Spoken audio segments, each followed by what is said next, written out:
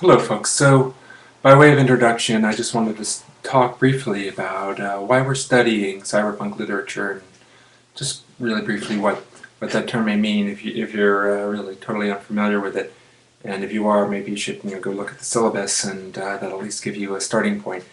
But in any case, one of the strange things about studying cyberpunk in a literature course is that historically literary studies hasn't had much time or placed much value on what we generally call genre fiction. And that would include science fiction, but it would also include certainly romance and detective fiction and so on. And I would say, continue to this date that romance doesn't get much or any attention in literary studies. But you certainly can take classes in detective fiction and science fiction, and over the years, over the decades, science fiction in particular has become increasingly valuable and well regarded, and there are science fiction conferences and science fiction journals and people who specialize in these areas and so forth as academics. So these things have kind of increased in value. But there are, I think, some reasons why science fiction and cyberpunk in general, in particular, haven't been particularly well treated or valued, and they have to do with the different aesthetic values that we approach literature with, and that's one of the things we'll talk about this semester. I'm not going to go into it right now. But another thing that's kind of related to this is, in the past 10-15 years, an increasing attention paid by people in English studies to popular culture of a wide range, from film, television, internet, video games, and so on. And science fiction kind of falls into the category of popular culture as well, at least to some extent. So let me turn now, just briefly talk about the history of science fiction. One way of thinking about it, you can go back to the early 19th century to someone like Mary Shelley writing Frankenstein, probably the first science fiction novel, arguably the first science fiction novel. You know the story of Frankenstein, so it's a kind of story of science gone bad. And then we could look in the 19th century at other examples, Jules Verne, H.G. Wells, people of that ilk who are writing science fiction, in exploring the implications of science. And then once you got into the 20th century, you start to get some more popular, kind of adventure-oriented kinds of science fiction. If you think about Flash Gordon, which you can actually, they still make a version of Flash Gordon for the Sci-Fi Channel. But this Flash Gordon goes back to the 20s and 30s, and Buck Rogers. And these things are kind of like cowboy movies, action-adventure kinds of things. And you could think about Star Wars as something that kind of falls into that genre of the action-adventure kind of science fiction story. And so that's kind of like what we call, or what is termed, the golden age of science fiction, the 40s and the 50s and so forth. And then something happens in the 60s, what is referred to as the new wave of science fiction.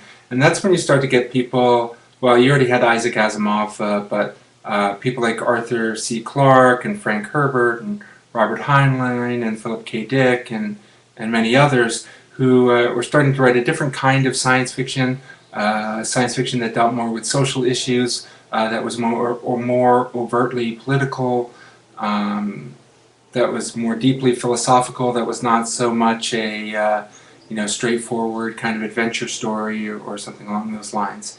And cyberpunk, arguably, is a genre that comes out of the new wave, and deals in a much sort of grimier, grungier kind of way with the implications of capitalism and with technology run amok.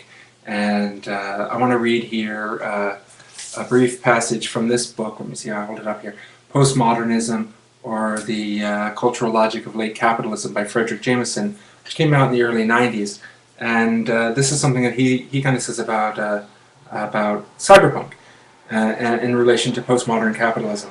And he says, "The technology of contemporary society is therefore mesmerizing and fascinating, not so much in its own right, but because it seems to offer some privileged representational shorthand for grasping a network of power and control even more difficult for our minds and imaginations to grasp, the whole new decentered global network of the third stage of capital itself. This is a figural process presently best observed in a whole mode of contemporary entertainment literature. One is tempted to characterize it as high-tech paranoia, in which the circuits and networks of some putative global computer hookup are narratively mobilized by labyrinthine conspiracies of autonomous but deadly interlocking and competing information agencies in a complexity often beyond the capacity of the normal reading mind. Right? So the idea is that you have this, deeply complex conspiracy theory that runs through, computer networks and things like that.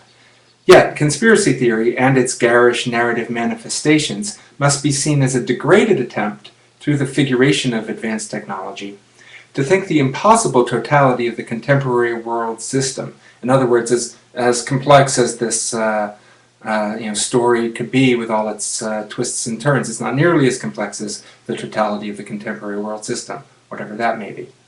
It is in terms of that enormous and threatening, yet only dimly perceivable, other reality of economic and social institutions that, in my opinion, the postmodern sublime can alone be adequately theorized. So that's what he's saying, is that we need to kind of get beyond just the network, the computer network and so forth, into this more deeper, complex totality of economic and social institutions.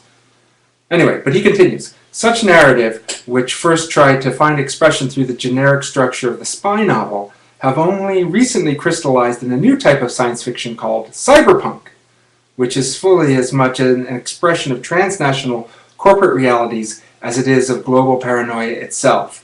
William Gibson's representational innovations, indeed, mark his work as an exceptional literary realization within a predominantly visual or oral, that's A-U-R-A-L, like with sound, postmodern production. Anyway, so really quickly here, what that means is, when we think about the traditional, family narrative, character-driven story of the literary novel, it's an attempt to describe the worldview and the psychological experience of humans, living in an industrial culture. If we think about, the rise of the novel as part of the industrial age primarily, right? And then we get into the modern era, into modernism with James Joyce and Faulkner, and things start to get experimental, and as that narrative no longer seems to function particularly well. And what cyberpunk now tries to do is try to grasp the human total experience and the complexity of the world and all these forces that are at work in this totality of economic and social realities Jameson references here. So cyberpunk tries to grasp a hold of that by creating a new kind of narrative. And so that's what we're going to see in cyberpunk. That's what we're going to see in Neuromancer and in the novels that extend out from it. And anyway, so that gives us a kind of starting point for why we were looking at cyberpunk, because it's an attempt to use literature, literary practices to engage in the investigation of a new emerging kind of social reality that is typified by global capitalism and information technology and so forth, and that these changes in our material conditions demand a new kind of aesthetic mode of investigation and a new artistic genre. And so that's what we get with cyberpunk. And so you'll take a look at it, and then we'll start talking about it. Okay, I hope that makes sense.